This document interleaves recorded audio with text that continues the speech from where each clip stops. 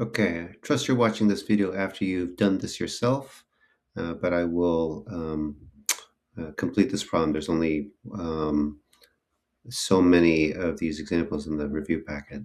So first, I'm going to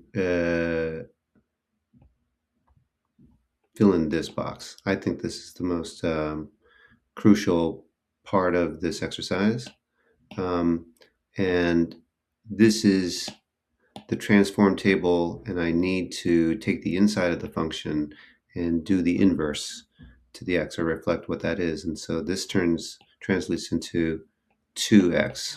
There's no phase shift, so that's all that happens. And on the outside of the function, we have 3y minus 1. This is the parent function, and so we're going to fill this out for cosine. Okay, and here are our standard 5 stops around the unit circle.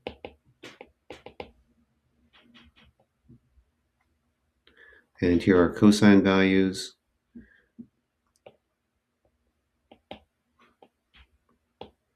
Okay, and when oh, by the way, amplitude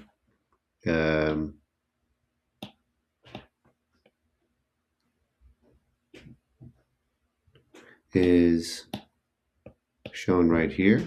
If there had been a negative in front of it, amplitude would still be 3. The period is this frequency parameter, sometimes called b, and it's 2 pi divided by this value, or times the inverse of it. I like saying that sometimes, which ends up being 4 pi. If the frequency is less than 1, the period gets longer. Longer than what? Longer than 2 pi.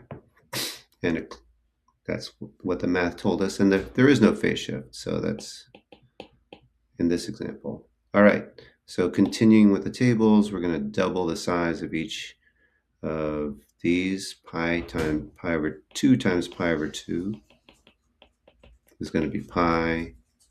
2 times pi is 2 pi. 2 times 3 pi over 2 is 3 pi. And you can see the pattern here. You can predict the last one will be 4 pi. And this does match what we said about the period. 4 pi, yes. If we're tabling out one period, it went from 0 to 4 pi. And then 3y minus 1 is 3 times 1 minus 1, which is 2. 0 minus 1. 3 times negative 1 is negative 3 minus 1 is negative 4. Back to negative 1 and back to 2. Okay, so now you're going to be asked to draw more than one cycle sometimes, 2 cycles, which means in terms of these 5 tick marks, as I call them, you're going to need 4 more to get to the next cycle. But this has a nice and very predictable pattern here, and it's all going by pi. So let's tick these out. 0, 2, 3, 4, pi, 2 pi, 3 pi, 4 pi. That's one period, and then 5 pi, 6 pi, 7 pi, 8 pi. That would be our second period from here to here. Okay, and the y's, we had 2, negative 1, and 4. Okay, so here's 2, here's negative 1. Oh, sorry, 4 was up there.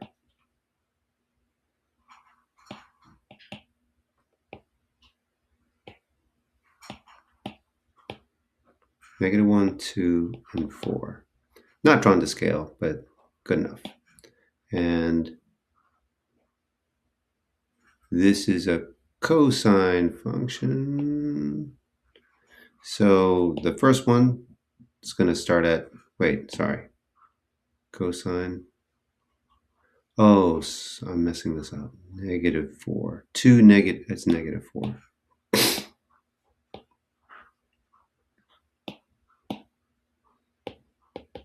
-4. Okay. Let's scooch this -1 up a little bit. Make it a little bit more to scale. Okay. So I was wondering, because the shape should really be that sort of V pattern, although it's not. When you connect these dots, it's not going to be a V. Hopefully you draw it more to real life, which is smooth, like this. This is, if you put this in Desmos, this would be the kind of smooth curve that you're looking for. And then draw another cycle. I mean, it repeats the same pattern. Oops.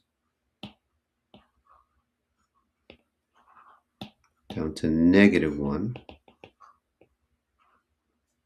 Down to -4, which is the min. Back to -1. And then finally back to the 2, which is the max.